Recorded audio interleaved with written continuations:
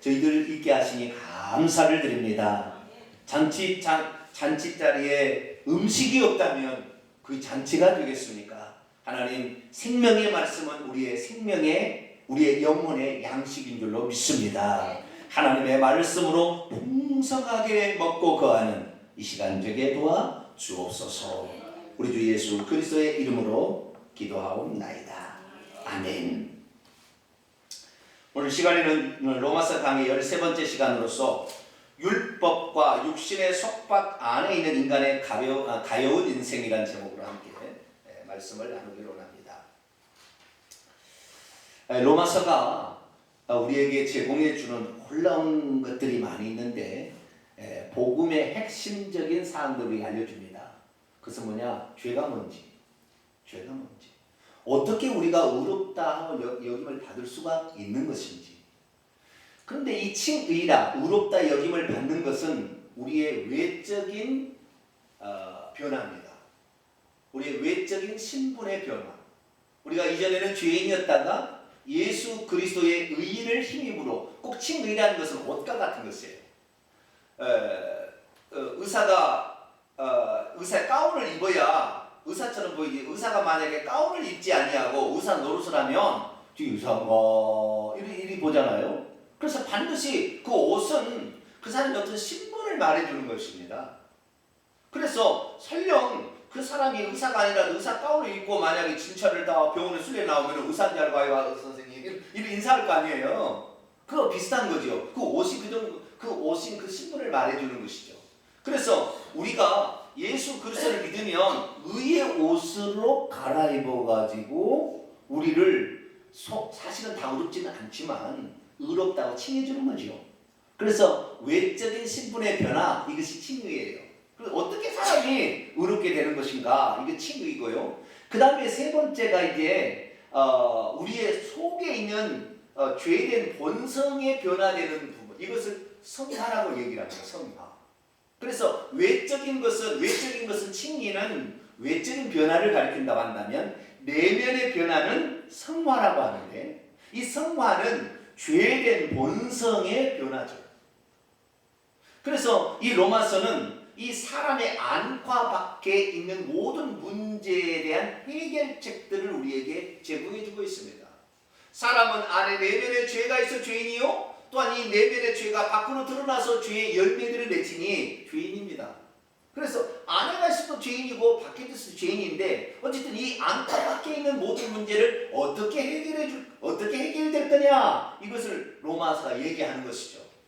그래서 우리는 로마서 1장 18절부터 8장 39절까지 여기에서 어떻게 사람이, 죄인이 어떻게 의롭다 칭함을 받게 되고 또 어떻게 거룩하게 변화되는지 이 과정을 전체적으로 잘 설명해 주고 있습니다.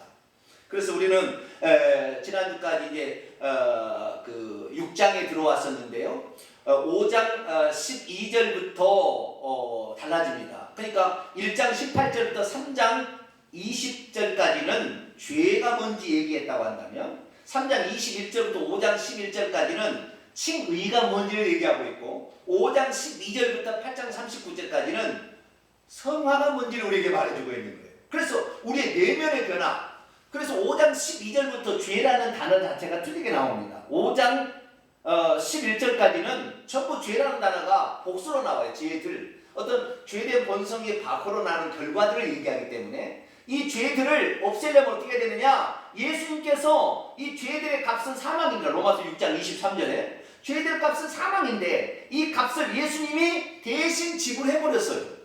그래서 우리를, 그 핏값으로 우리를 사셔서 우리의 죄를 씻어버리고 덮어버리고 우리를 죄로부터 사서 우리를 의롭다 칭해주는 거, 이것이 바로 3장 21절부터 5장 12절까지 칭의에 관한 얘기를 했어요. 이제 5장 12절부터는 단수, 죄된 본성, 우리 안에 들어있는 타락한 이 본성, 이 문제를 어떻게 해결할 거냐를 얘기하는데, 6장에 들어와서 5장 12절부터 이제 두 사람, 첫째 아담과 마지막 아담의 비교를 통하여 첫째 아담이 들어온 죄를 둘째 아담이 해결해서 이제 새로운 세계를 들어가게 되었다 얘기하면서 그 새로운 세계가 어떻게 그러면 우리에게 펼쳐지느냐, 우리의 것이 되게 하느냐 6장, 7장, 8장에서 얘기합니다. 그러니까 6장은 뭐냐? 두 가지를 얘기하는데 우리가 이미 그리스도께서 십자가에 죽으실 때에 예수님만 죽은 것이 아니라 우리의 죄된 본성도 예수님이 갖다가 십자가에 못 박아버렸다는 거예요. 우리 옛사람을 십자가에 못 박았다는 거예요. 어떻게 알 수 있느냐? 자, 예수님은 교회의 뭐가 되죠? 머리가 되고 우리는 교회의 몸이 되죠. 그러니까 예수님이 십자가에 못 박았던 그 몸은 우리 교회를 상징하는 거잖아요. 그러니까 예수님이 십자가에 자신의 몸을 매달았잖아요. 못 박았잖아요. 이 교회가 곧 예수님의 몸이라고 그랬잖아요. 교회가 우리잖아요. 그렇기 때문에 예수님이 십자가에 못 박혔을 때 그 몸을 못 박은 것은 이 교회 타락한 본성을 지닌 인간의 육신을 그때 십자가에 못을 박아버렸다. 이걸 얘기하는 거죠. 그래서 예수님이 십자가에 못 박을 때 우리도 같이 그렇게 못 박아 죽었다고 여기라는 거예요. 여기라. 아시겠죠? 그래서 여김의 법칙이 아주 중요합니다. 따라서 합시다. 여김의 법칙. 그렇게 여기라는 거예요. 그렇게. 그것을 그렇게 믿으라는 거예요. 여기라는 말의 원문은 계산하라는 말이에요. 그렇게 계산을 해버리라는 거예요. 그렇게 계산을 했다고 여기라는 것입니다. 이렇게 안 여긴다면 어쩔 수 없어요. 그 사람은 어쩔 수 없죠. 그렇게 여기라는 것이죠.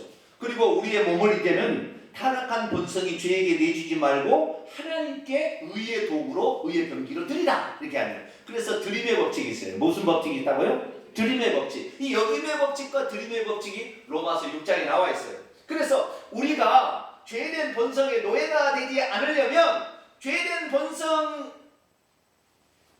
가지고 있었던 육신이 예수님과 더불어 십자가에 못 박아 죽어버렸다 이렇게 여기고 이제는 내가 예수 그리스도께서 세례되는 거죠. 이 장사 과거 옛사람과 육신은 장사를 지내버리고 이제 예수 그리스도로 말미암아 새로운 사람과 살게 되었다. 그래서 나는 이제는 그리스도의 생명으로 사는 새로운 새 사람이 되었으니 나는 이 새 사람으로 말미암아 이제는 다시 죄에게 내 자신 안 드리고 의의 병기로 하나님의 나라를 위하여 하나님의 뜻을 성취해야 할 그런 도구를 내가 드리겠다 이런 마음을 가지라는 거예요. 그러면 죄된 본성부터 해방이 된다는 거예요.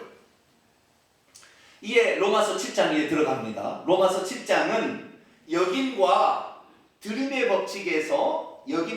법칙에서 이것이 성화의 첫 번째 단계고요. 성화의 두 번째 단계로 로마서 8장이 나오는데 로마서 8장은 여김과 드림에 있어서 우리가 한 가지 더 중요하게 얘기하는 게 성화의 두 번째 단계인데 이 두 번째 단계는 뭐냐면 성령이 나를 인도하시도록 주권을 성령께 드려야 된다는 거예요. 그러니까 주권 2항이죠. 주권 2항. 이것은 이제 다음 주에 공부하도록 하겠습니다. 주권 2항인데 이 과도기의 7장이 나오는 거예요. 그래서 제대로 안 죽이면 어떻게 될 거냐는 거예요. 죽였다고 내가 죽었다고 여겨야 되는데 죽였다고 여기지도 않고 또 죽였다고 우리 옛사람을 죽이지 않고 가만히 있으면은 그 육신을 따라가보면 어떻게 될 거냐. 이미 친의를 받은 사람인데도 그렇게 되면 어떻게 될 거냐는 거예요. 그래서 그 어떻게 된 문제, 그 문제를 로마서 7장에 과도기적으로 설명을 해줍니다. 우리가 만약에 이 더러운 육신을 이 타락한 본성을 가진 육신을 십자가에 못 박혀 죽은 것으로 시인을 하고 그리고 우리가 새 사람으로 살아야 되는데 그렇지 아니하고 우리가 계속 육신을 살아있는 것으로 여기고 육신에게 우리 자신을 내주면 어떻게 되겠느냐. 그 문제를 통하여서 우리가 앞으로 누가 내 자신의 주인이 되어서 나를 다스려야 될 것인지 결정해야 된다. 그 결정은 결국에 내 안에 생명을 가지고 들어오신 성령께 우리 자신을 드려야 된다. 이것을 유도하기 위한 그 과도기가 로마서 7장이에요. 로마서 7장의 고민을 많이 하면 할수록 사람은 죄로부터 훨씬 더 빨리 벗어날 수가 있어요. 로마서 7장에 고민이 안 된 사람은 머리로만 되지 실제적으로 그런 삶에 자기가 변화가 안 됩니다. 그래서 로마 7장이 아주 심각하게 얘기를 우리가 하는 것이고 그래서 심각하게 표현을 하고 있어요. 그래서 이제 로마서 7장을 통하여 죄된 육신을 어떻게 처리하는 것인가, 어떻게 처리해야 되는 것인가 이 문제와 그리고 우리의 주권을 누구에게 드려야 될 것인가, 주권을 드리기 전에 우리의 한계 이런 것들을 우리가 살펴보는 시간을 갖도록 하겠습니다. 자, 로마서 7장은 세 부분으로 되어 있습니다. 1절부터 6절까지가 한 파트인데요. 여기는 율법과 율법과 우리의 관계를 좀 얘기를 하고 있어요. 율법과 우리의 관계를 얘기하고 있고요. 그 다음에 이제 7절부터 13절까지는 율법 자체가 율법 자체는 어떤 기능을 수행하는가, 율법의 역할에 관한 부분을 얘기하고 있고요. 14절부터 25절까지는 우리가 주권을 죄에게 드리느냐 성령께 드리느냐에 따라서 우리가 어떤 상태가 되는지 이 세 가지 법, 내 마음의 법이 죄의 법에 줄 거냐 성령의 법에 드릴 거냐, 여기에서 있는 그 인간의 상태를 이제 얘기해 주는 거예요. 자, 1절부터 6절까지는 먼저 봅니다. 율법과 우리 사람의 관계, 이 부분을 먼저 보도록 하겠습니다. 자, 10장 1절입니다.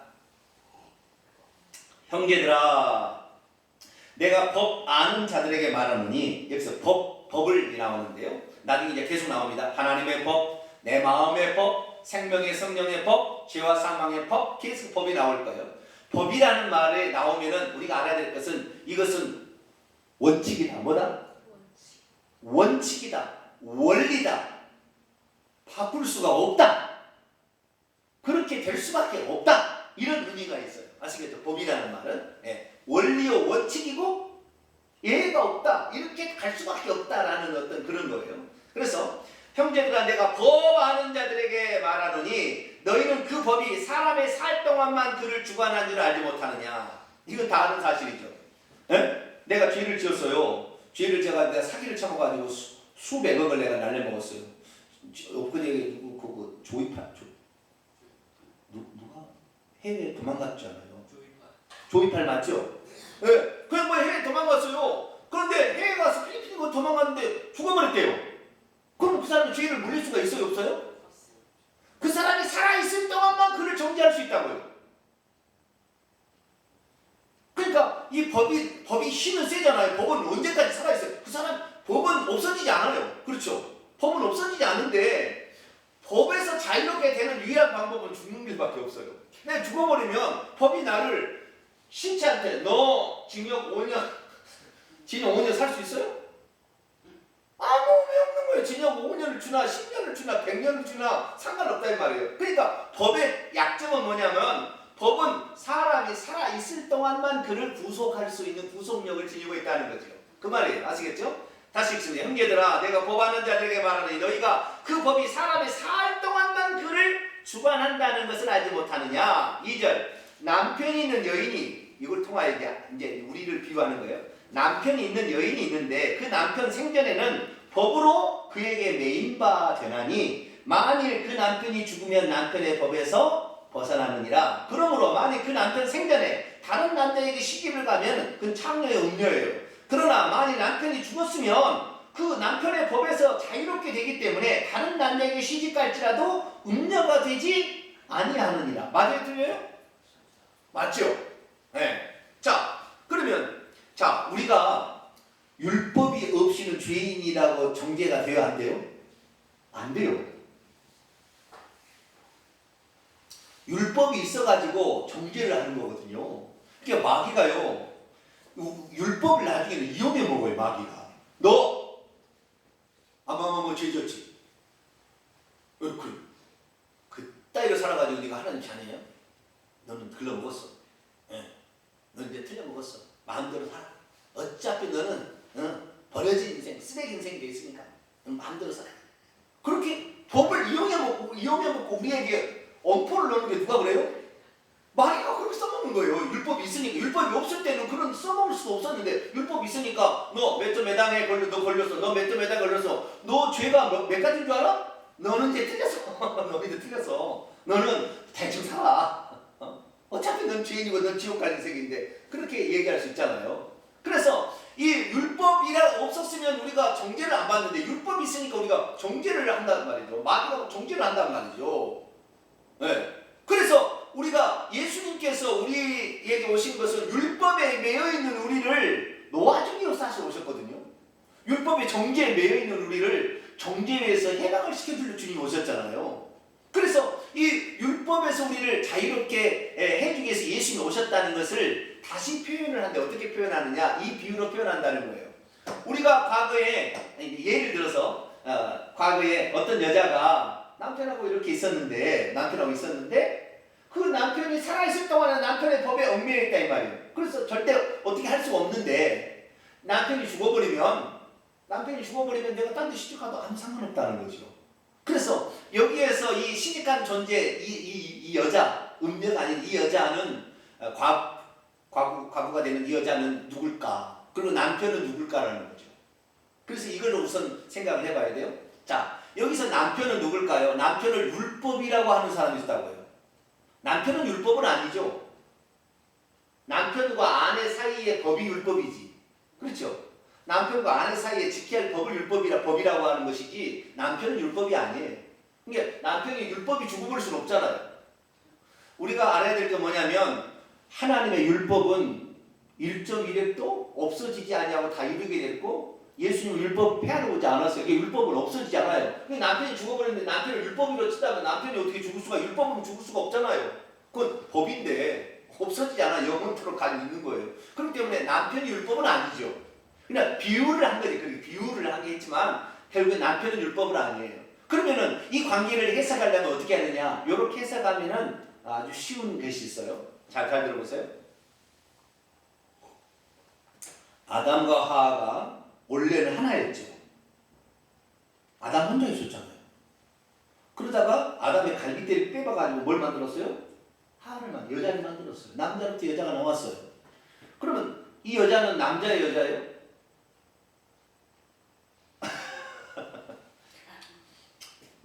여자죠. 그러나 남자 아니라고 할 수는 없고 그렇잖아요. 네. 근데 자우지가 이 남자로부터 여자가 나온 거예요. 그러면 남자와 여자의 차이를 하나님이 뭐라고 얘기를 하셨느냐? 남자는 머리요, 여자는 몸이라 이렇게 표현되어 있어요. 그래서 한 몸이라고 그랬다고요. 그러니까 여자의 위치라는 것은 몸의 위치고 남자의 위치는 머리의 위치입니다. 자, 고린도전서 11장을 보겠습니다.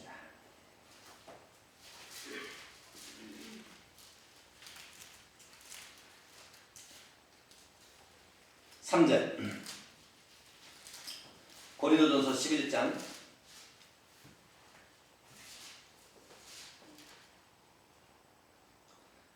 3절이 있습니다. 시작. 그러나 나는 너희가 알기를 원하노니 각 남자의 머리는 그리스도요 여자의 머리는 남자요 그리스도의 머리는 하나님이라. 자, 그럼 거꾸로 해봅시다.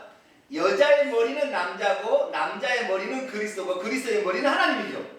왜 그러냐면 전부 하나님으로부터 다 나왔어요. 아시겠죠? 하나님으로부터 그리스도도 이 땅에 오셨잖아요. 하나님으로부터 나왔는데 이 그리스도도 교회도 그리스도로 말미암아 나왔는데 이 그리스도는 하나님으로부터 나온 것이 결국에 아담 혼자밖에 없었죠. 거기다 또 여자가 나온 거죠. 그러니까 항상 그 위에 있는 것은 머리예요. 머리. 아시겠죠? 남자는 머리지만 예수님 앞에는 몸이에요. 예수님이 우리 머리죠. 남자로 보면은. 그런데 여자의 머리는 누구야 된다고요? 남자야 되는 거예요. 남자. 이것이 그래서 자, 그 뒤에 또 보겠습니다. 7절부터 11장 고린도전서 11장 7절부터 10절까지도 읽어볼까요?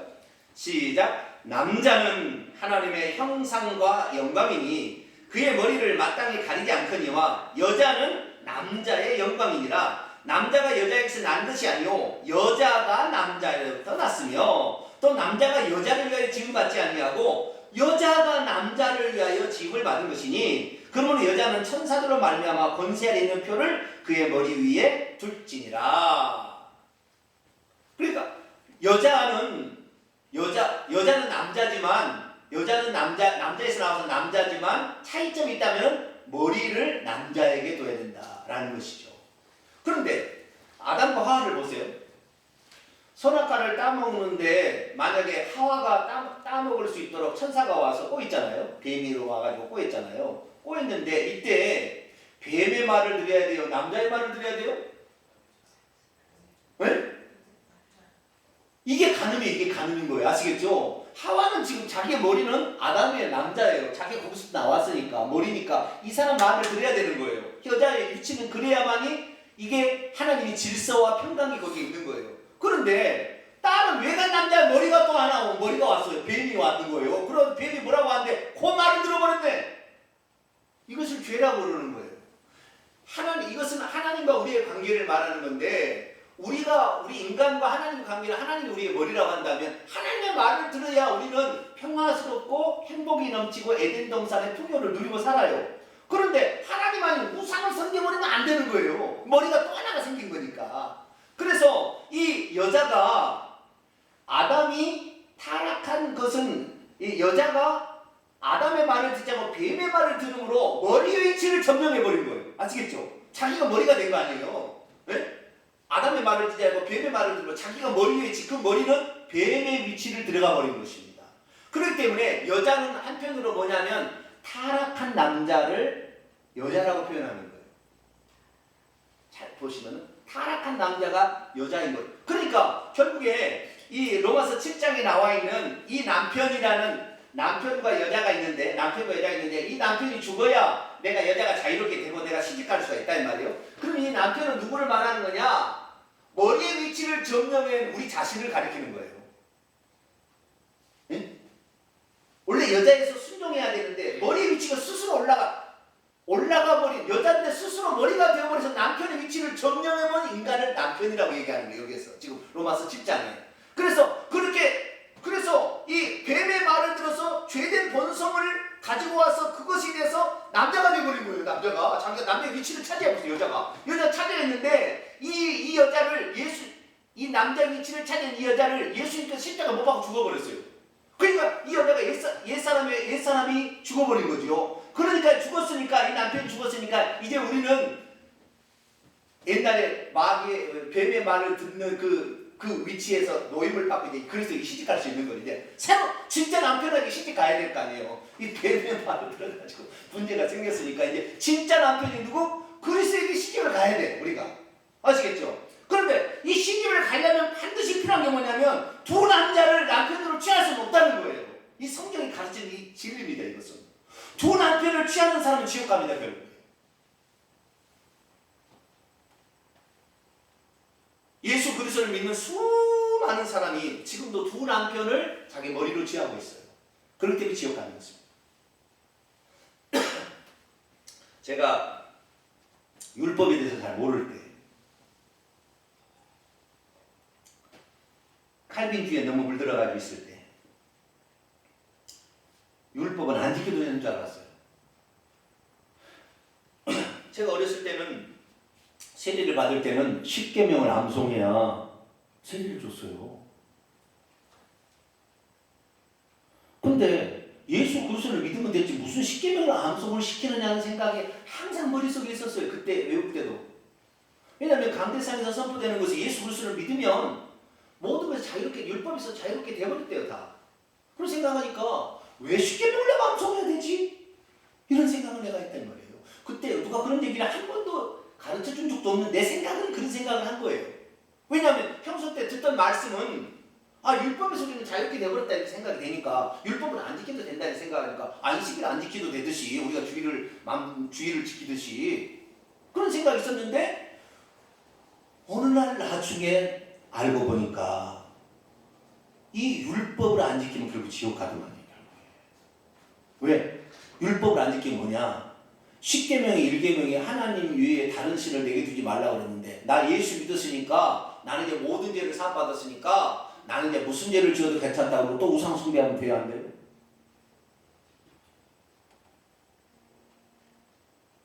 안 되잖아요. 그런데 그래도 된다고 하는 것이 칼빈주의예요. 예수 그리스도를 믿었으니까 어떠한 죄를 지어도 상관없다고 또 하나님 외에 다른 신을 숭배하고 돈을 숭배하고 물질을 숭배하고 쾌락을 숭배하고 권력을 숭배한다 이 말이에요. 이 사람은 두 남편을 두고 있는 거기 때문에 지옥 가는 거예요. 저는 그걸 나중에 알았어요. 우리가 예수 그리스도를 믿으면 율법을 당연히 지켜지게 되는 것이지 율법을 안 지켜도 된다는 게 아니었다고요. 그러니까 죄를 지을 수 있는 자유를 무슨 면제권을 우리에게 준 것이 아니라 이 예수 그리스도를 믿음으로 말미암아 이제는 응당 율법을 지킬 수밖에 없게 된다. 그런데 우리의 죄된 육신이 남아있기 때문에 율법을 통하여 내가 주님을 깨달아서 회개해야 된다 이렇게 가르쳤어야 되는데 그러지 않냐고 마음대로 죄져도 된다는 허용권을 줘버렸어요. 이 지금 개신교가 칼빈주의에 의해 가지고. 그러니까 그다음부터 어떻게 해요? 아, 나 예수 그리스도를 믿었으니까 나는 우상 숭배도 관계없지. 생년 운세를 좀 보러 가서 점치러 가야 되겠다. 그래가지고 권사들도 점치러 간대요.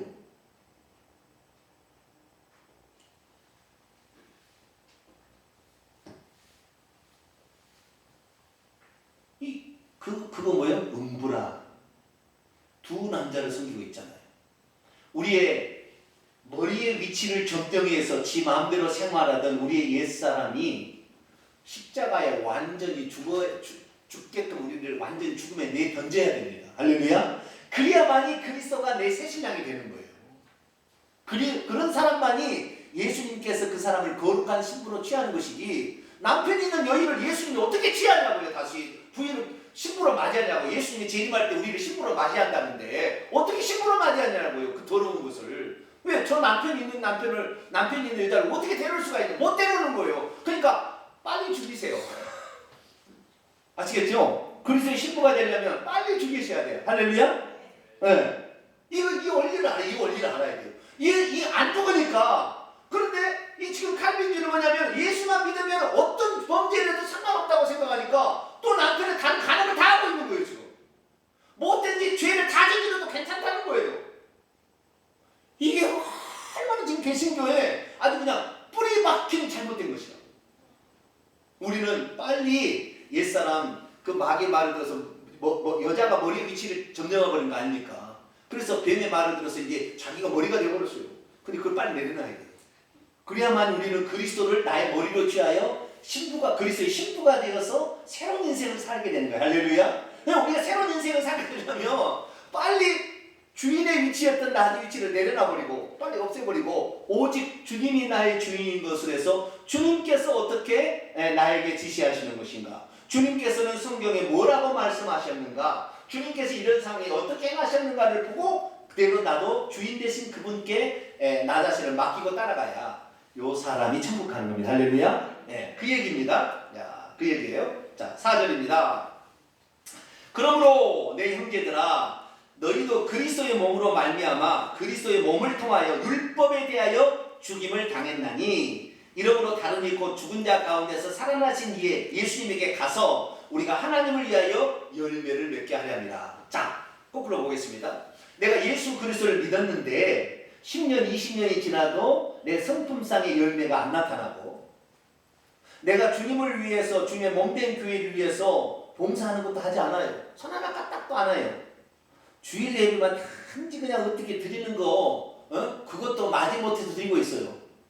이 사람은 어떤 사람이냐면 새로운 주인 대신 예수님께 시집을 안 간 사람이에요.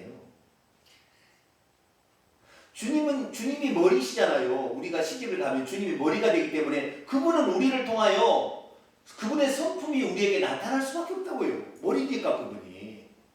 옛날에 머리는 사탄막인데 사탄은 악을 행하는 아주 그 대장 아니었습니까? 그런데 예수 그리스도는 선함이잖아요. 온유 겸손이잖아요. 그런데 예수 그리스도를 믿었는데 아주 악한 모습이 자주 나온다. 그럼 아직 지금 주인이 덜 바뀐 거예요. 이 상태에서는 회개치 못하면 지옥 가는 것입니다. 그래서 우리가 하나님께서 왜 우리가 예수 그리스도를 믿겠느냐? 주인 바꾸라고 그렇다는 거예요. 주인 바꾸라고. 그런데 주인 안 바꾸면서도 자기가 구원받을 것처럼 생각하고 있어요. 아닙니다. 그거 아니에요. 그래서 우리는 이제 하나님을 대하여 열매를 맺힐 사람으로 완전히 바꾸게 되기를 축원합니다. 5절. 이 5절이 아주 핵심인데요. 우리 중요한 이 말씀을 한번 읽어보죠. 시작. 우리가 육신에 있을 때에는 율법으로 말미암은 죄의 종력이 우리 지체 중에 역사하여 우리로 사망을 위하여 열매를 맺게 하셔요. 자, 보세요. 우리가 이걸 알아야 되는데요. 자, 우리가 죽을 때까지 율법이 없어질 수 있어요? 육신이 없어질 수 있나요? 육신도 내가 죽을 때까지 계속 있는 거고요. 율법도 내가 죽을 때까지 있는 것이고요. 사탄도 내가 어제 죽은 다음에는 이슬람과는 상관없으니까. 자, 우리가 사탄도 내가 죽을 때까지 있는 거라고. 그렇죠? 자, 육신도 내가 죽을 때까지 있고 율법도 하나님의 법은 영원히 있다고 그랬어요. 아예 영원히 있어요. 이 율법이 영원히 있는데 내가 예수 그리스도로 말미암아 십자가에 죽어버리면 옛사람을 정죄하는 법이 율법이었는데 율법으로 자유롭게 되는 거예요. 그때부터 죽어버려야 자유롭게 되는데, 만약에 죽지 아니하고 내가 분명히 예수 그리스도를 믿는 사람이라 할지라도 오늘도 육신의 죄된 본성이 나를 주관하는 육신의 내 자신을 드리게 되면 아직도 나는 육신이 주인이, 육신을 다르게 표현하면 육신을 인격화시키면 사탄입니다. 사탄의 본성이에요. 그러니까 이 사탄의 본성을 추구하는 것이 됩니다. 그렇기 때문에 우리가 예수 그리스도를 믿는다 할지라도 육신이 없어지지 않냐고, 이 육신은 죽을 때까지 있으니까 계속 육신은, 사탄의 영이 지배하는 그 육신은 나를 죄를 짓게 만들 거라는 거죠. 그러니까 어쨌든 간에 우리는 날마다 육신을 십자가에 못 박아야 돼요. 내일 일어나면 육신이 그러면은 죄를 전혀 요구한, 아니요, 내일 오늘 성령 충만 받아서 오늘 할렐루야 해도 내일 다시 또 마찬가지예요. 그러니까 날마다 우리는 우리 자신을 십자가에 못 박아야 된다. 할렐루야. 그 옛사람을 십자가에 못 박아야 되는 것이죠. 이 원리를 모르면 안 돼요. 어떤 사람, 이 칼빈주의는 뭐냐면은 내가 예수 그리스도를 믿으면 육신이 십자가에 못 박아서 완전히 죽으면 없어져버렸대요. 그러니까 이제 마음대로 살아도 된다는 거예요. 아니요, 육신은 살아있는 거예요, 끝까지. 그래서 오늘도 다시 죄로 유혹해서 두 주인을 만들어서 지옥 가게 만드는 거예요. 그래서 칼빈주의는 예수 그리스도를 믿으면 육신이 십자가 못 박아 죽었어, 끝나버렸다는 거예요. 안 끝났어요. 한 번 끝난 게 끝나는 게 아니라 그 시간이 끝났겠지요. 그러나 그 다음날 또 다시 전쟁터가 벌어지는데 그때 또 육신을 못 박아야 되는 거, 또 육신을 못 박아야 돼서 우리 죽을 때까지 육신하고 싸워야 되는 거예요. 그런데 칼빈주의는 너무 얄팍한 신앙이에요. 예수 믿으면 율법을 향하여 우리가 죽었다니까, 우리가 죽었으니까 죽은 거라 이렇게 인정하는데, 아니 지금 육신을 따라가고 있는데, 근데 그 육신을 따라가고 있어도 괜찮을 거라고 생각하는데 아니에요. 정말 만만의 공덕이에요. 우리는 육신이 어쨌든 따라가지 말아요. 육신은 나의 옛사람, 죄된 본성이 나를 지배하는 옛사람인데 여기 따라가면 안 되는 거예요. 그래서 5절, 우리가 예수 그리스도를 믿어서 거듭난 그리스도인 할지라도 육신에 있으면 율법으로 말미암은 죄의 종력이 우리 지체 중의 역사에 우리를 끌고 가서 죄를 짓게 만들어버린다는 거예요. 그래서 사망의 열매, 지옥 간다는 말이에요. 그렇기 때문에 6절, 이제는 우리가 얼매였던 것에서 죽었으므로, 율법에 대하여 죽었으므로 율법에서 벗어났으니 이러므로 영의 새로운 것으로 섬길 것이요 율법의 조문에 묵은 것으로 아니하죠. 우리가 그래서 성령을 따라서, 성령과 내 영이 하나된 그 영을 따라서 인도함을 받아야 새 생명 가운데서 행할 수 있다는 것이죠. 이 율법이 없다면 죄의 정욕이 우리 역사하는데도 그 한계가 많이 있었을 거예요. 그러나 율법이 있으니까 죄가 율법을 통하여 우리를 힘들게 만들고 우리를 죄짓게 만들고 하는 거예요. 자, 어떤 말이냐면 그 뒤에 보면 재밌는 말이 있는데요. 이런 게 있어요. 율법이 이런 것이 죄라 얘기하지 않았을 때는 그 죄에 대한 욕구가 별로 없었어요. 근데 율법에서 그것이 죄라 그러니까 더 욕구가 생기는 거예요. 몰래 먹는 사과가 맛있다라고 그랬는데 먹지 말라. 저는 어렸을 때 저희 집에 어렸을 때 가난한 이기 때문에 쌀밥에다가요 콩가루를 비벼 먹으면은 얼마나 맛있는지 몰라. 그래가지고 벽장 속에다가 콩가루를 빠가지고 벽장 속에다 딱 집어넣고 열쇠를 딱 채워넣고 가는 거예요. 네? 우리가 뭘 잘하면은 콩가루를 쌀밥에다 비벼줘. 얼마나 맛있는지 몰라. 그게 그 당시에는 뭐 간식도 없는 시대니까. 네? 근데 벽장 속에다 딱 넣어놓고 절대 못 내먹게 하는 거예요. 우리가 어떻게 하면 저것을 내먹을까? 그래가지고 의자를 갖다가 놓고 그 다음에 밑에 한 사람은 이렇게 엎드리고 그 위에 바로 올라가지. 벽장 속에서. 아유, 저것이 얼마나 못 먹게 하니까 더 먹고 싶어요, 이게. 아니, 마음대로 먹으라 그러시면은 뭐 마음대로 먹는데, 아니, 그러면 못 먹게 한다, 이 말이에요. 못 먹게.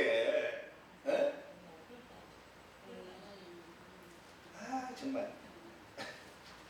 그 율법이 그런 거예요. 율법이 이게 죄다. 그러니까 더 짓고 싶은 게 있다니까요. 이게.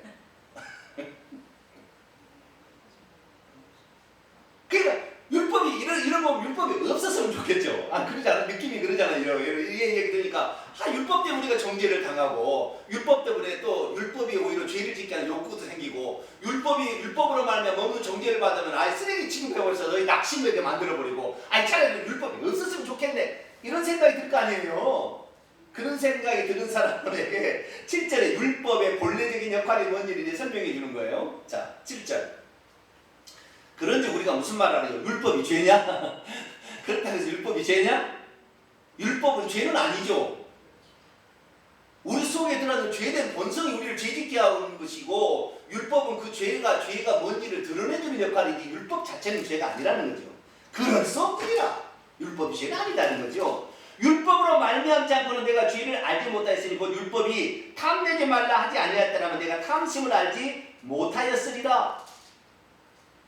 이 율법은 뭐요?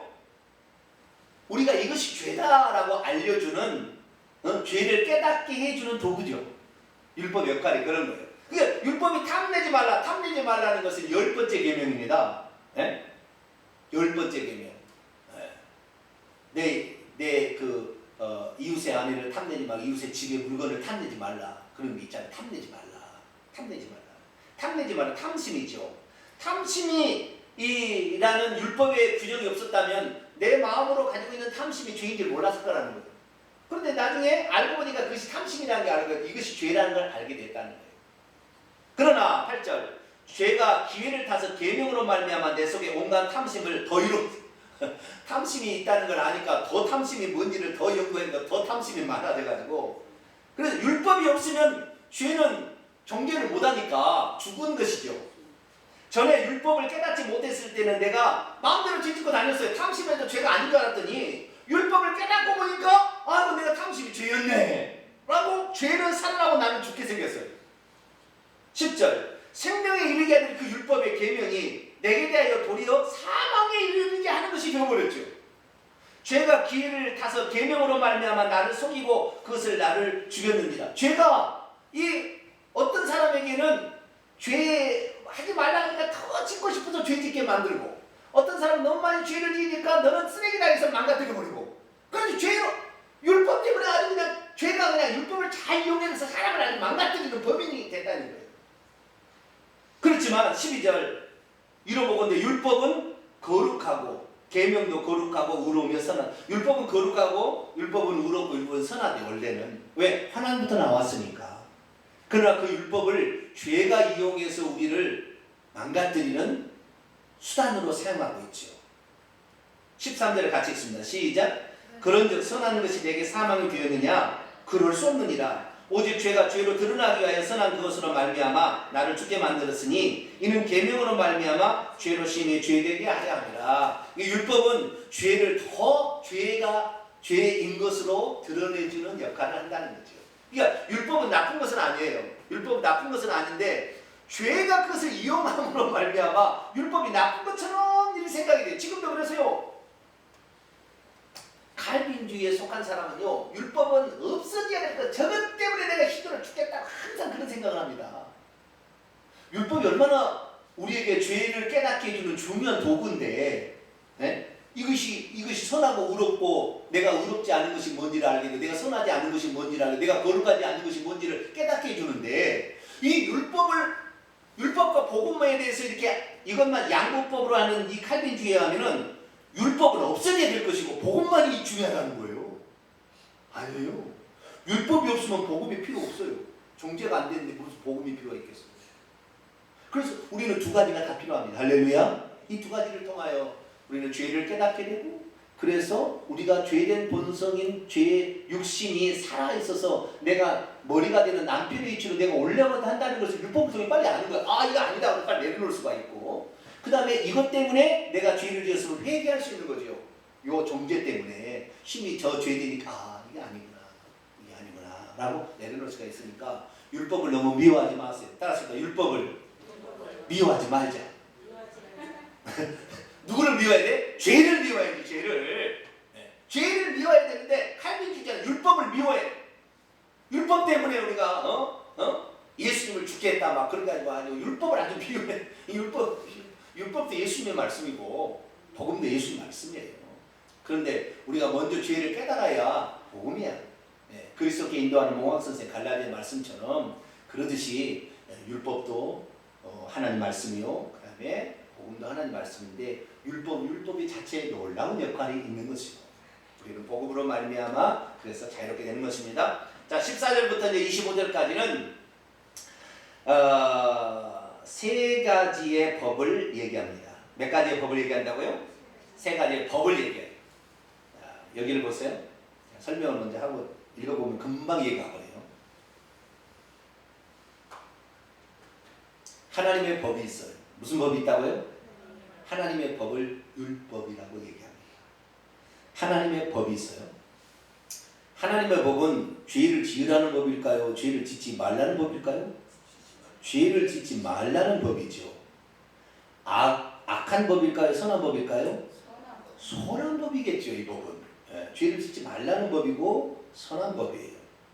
이 하나님의 법이 있는데 죄를 짓지 말라 그래서 이런 건 죄다, 죄 짓지 말라 이렇게 대해서 율법은 돼 있어요. 그리고 이런 걸 해야 된다라고 선한 것으로 표기한다고요. 그렇죠. 이런 건 하지 말라. 그리고 악한 건 하지 말라고 해놨어요. 그리고 이게 하나님의 법이에요. 그렇죠? 하나님의 법이 있는데 자, 내 마음에도 법이 있어요. 이 마음은 생각인데 생각. 내 혼입니다. 생각. 내가 생각의 기능. 내 영이 아니고 내 생각이에요. 사람은 영, 혼, 육. 태서에서 5장 23절에 사람은 영과 혼과 육으로 되어 있다고 되어 있어요. 영은 하나님으로부터 온 거예요. 영혼이 없어지지 않는 영이 있어요. 이 영은 하나님을 예배하게 되고 하나님을 느끼게 되고 하나님을 사랑하는 그런 것이에요. 영이 있고요. 그 다음에 육체가 있죠. 육체는 흙으로 지음을 받은 땅의 흙이기 때문에 우리가 죽을 때는 육체는 땅에 다시 놔두고 가요. 육체는 껍데기, 콩깍지. 콩알이 나오게 되면 콩깍지는 다시 흙으로 되는 거예요. 이 콩깍지고. 그런데 동물과 식물과 사람의 차이점이 뭐냐? 동물은 걸어다 움직일 수 있다는 거예요. 식물은 움직일 수 없잖아요. 한번 딱 고정됐잖아요. 식물과 동물은 움직일 수 없다는 차이가 있는가 하면은 식물하고 동물 생명체하고 사람 생명체의 차이점은 영이 있고 없고 차이예요. 영이 있고 없고. 영이 있음으로 말미암아 뭐가 있냐면 혼도 있긴 있는데 동물도 혼적인 감각이 약간은 있습니다. 앵무새도 말할 수가 있고요. 개도 자기 주인을 알아볼 수 있어요. 지적인 생각이 있다는 거죠.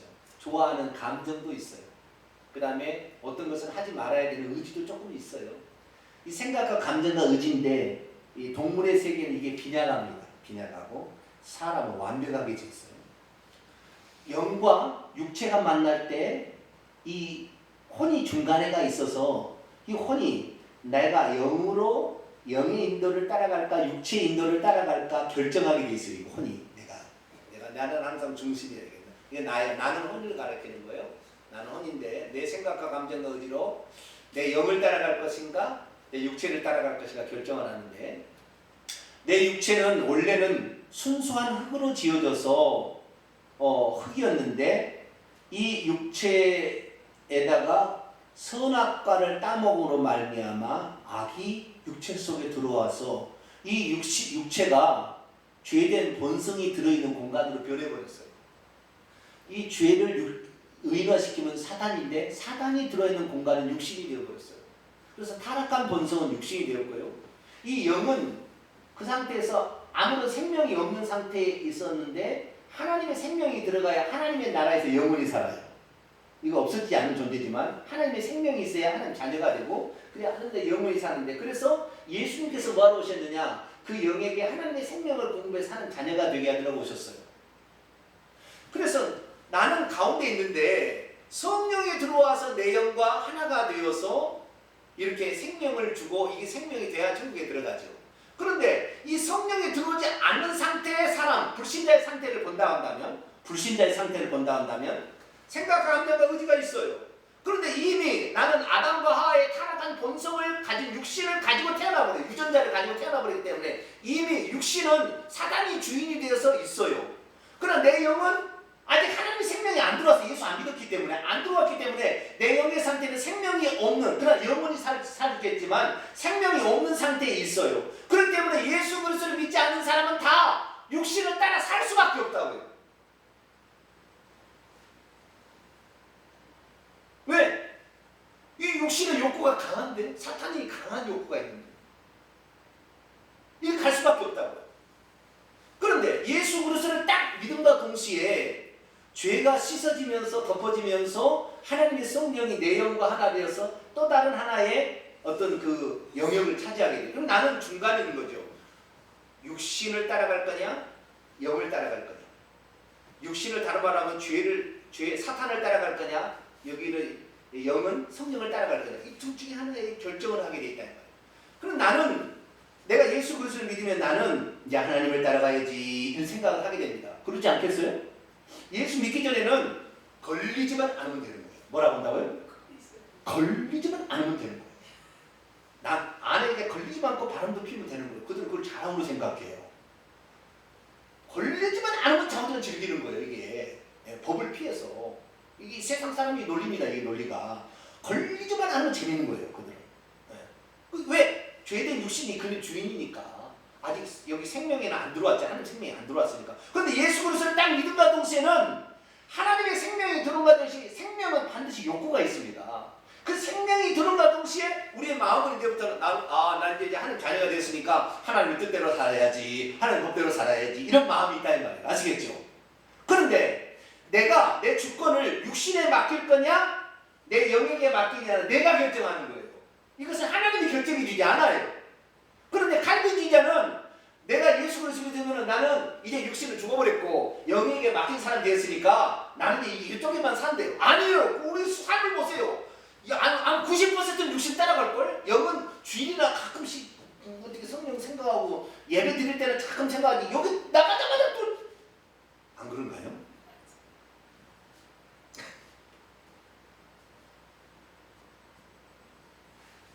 근데 우리 마음에는 죄를 지면서 나는 하나님의 법을 따라가야 되는데 나는 이렇게 생각한다 이 말이에요. 나는 생각하지만 그런데 육신의 욕구가 얼마나 강합니까? 옛날에 내 주인이었잖아. 육신이 내 예수 믿을 때 내 주인이었어 이게. 그러니까 육신이 계속 나를 끌고 가는 거예요. 그래서 하나님의 법이 여기 있고 내 마음의 법이 있어요. 그 다음에 육신의 법이 있어요. 그런데 하나님의 법을 따라가고 싶으나 육신에 내가 마음에 조금만 지면 육신이 확 나를 사로잡아 버립니다. 이쪽으로 가버려요. 그래서 보편적으로 예수 그리스도를 믿지 않는 사람은 육신의 법이 주인이었어요. 그래 여기를 그냥 가는 거예요. 하나님 법 생각도 안 해요. 걸리지만 하면 돼. 그냥 여기만 그냥 계속 가고 있으면 어느 날 하나님을 믿으니까 아닌데 이렇게 살면 안 되는데 심판이 어느 정도 생각이 되는 거죠. 이렇게 살면 안 되는데 이렇게 안 되는데 그리고 하면서도 이쪽으로 가는 거예요. 이게 왜? 이게 옛날에 나의 주인이었으니까. 그것을 사도 바울이 예수 그리스도를 믿어도 자기 자신을 새로운 성령과 내용이 하나 된 그 새로운 영역에 나 자신을 들이지 않으면 예수 믿지 않은 사람과 똑같이 산다고 얘기하는 거예요. 왜? 죄된 육신에게 나를 내줘버리면 예수 믿어도 그 죄 짓고 사는 거예요. 그러니까 하나님의 법에 순종치 않은 자기 자신을 학대를 하는 거예요. 아예 양심이 무뎌져가지고 나는 죄의 법은 상관없다 생각하고 나는 성령의 법만 있다고. 칼빈주의는 아예 그렇게 내 자포자기하고 살아버리네. 자포자기하고 살아. 그건 안 돼. 그건 지옥 가는 거예요. 우리의 주권이 어디에 있느냐가 아까 결정한다겠죠. 우리의 주권이 어디에 있느냐. 자, 이제 사도 바울의 그 고민을 이제 말씀을 통하여 읽어보도록 합니다. 14절. 우리가 율법은 신령한 줄 알거니와 나는 육신에게 속하여 육신에게 속하면 죄 아래 팔리게 돼 있어요. 내가 행하는 것을 내가 알지 못하노니 곧 내가 원하는 것은 하나님의 법을 따라가고자 행하지 아니하고 도리어 미워하는 것을 행하리라. 만일 내가 원하지 아니하는 그것 죄의 법을 따라가는 행하면 내가 이로써 율법이 서나 율법을 통해서 내가 이게 죄라는 걸 깨닫게 된다는 거죠. 이제는 그것을 행하는 자가 내가 아니오 내 속에 거하는 죄다.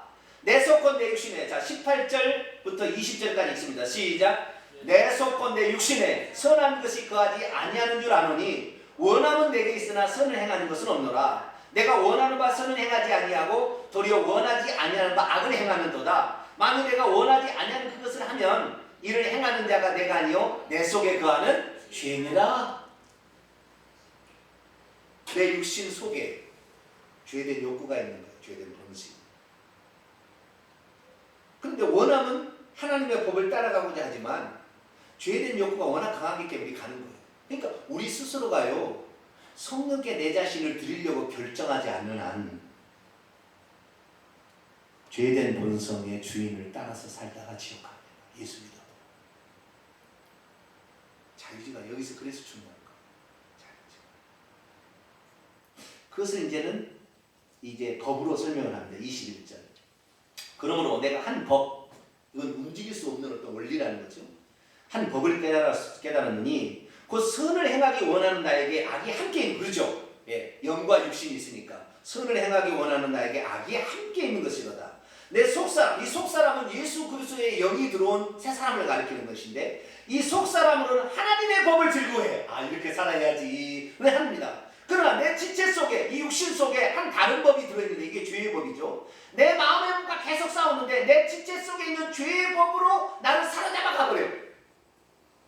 옛날에 주인이었고 지금도 주인일 수 있으니까 계속 가버려요. 그래서 그가 고백하기를 오호라 나는 곤고한 사람이로다. 이 사망의 몸, 그러니까 죄에게 나 자신을 드리게 되면 우리 몸은 사망의 몸이 되어버리는 거예요. 우리 자신을 이 몸에다, 육신에다 두지 않고 성령께 두면은 내 몸은 그리스도의 몸이 되는 거예요. 그리스도의 몸, 의의 병기가 돼요. 교회가 되는 것입니다. 사망의 몸으로 만드느냐, 교회를 만드느냐는 우리가 결정하는 겁니다. 25절 읽습니다. 시작. 우리 주 예수 그리스도로 말미암아 하나님께 감사리로다. 그런즉 내 자신이 마음으로는 하나님의 법을, 육신으로는 죄의 법을 섬기노라. 이 법이 여기 있다. 이제 로마서 8장에 들어가면 확실하게 이 법이 있는데, 이제 다음 주에 얘기하겠습니다만 한마디만 하고 갈게요. 죄의 욕구, 죄의 법과 생명의 법과 이 두 가지 법, 영의 법이 있는데, 내 마음의 법은 죄의 법하고 싸우면 반드시 죄의 법에 져버려요.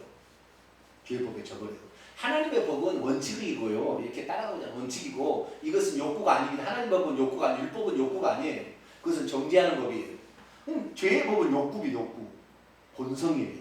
그렇기 때문에 내 마음의 법과 죄의 법이 싸우면 누구를 따라가 버린다고요? 죄의 법한테 저요 항상 적이 돼 있어요. 그래서 법이라는 거예요. 죄의 법이라는 거예요. 그런데 또 예수 그리스도 믿으면 또 하나의 법이 들어오는데, 생명의 성령의 법이 들어오게 되는데, 이 성령이 생명을 가진 우리 영광이 들어오게 되는데, 이 법도 있다는 거예요. 그럼 이 두 법이 충돌하면 누가 이길까요? 죄의 법하고 생명의 법이 충돌하면 누가 이길까요? 그것이 8장에 나와요. 내 마음의 법은 죄의 법에 죽습니다.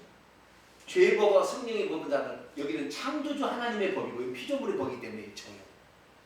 그래서 인간은 예수 그리스도를 통하지 않고는 죄에게 해방될 길이 없어요.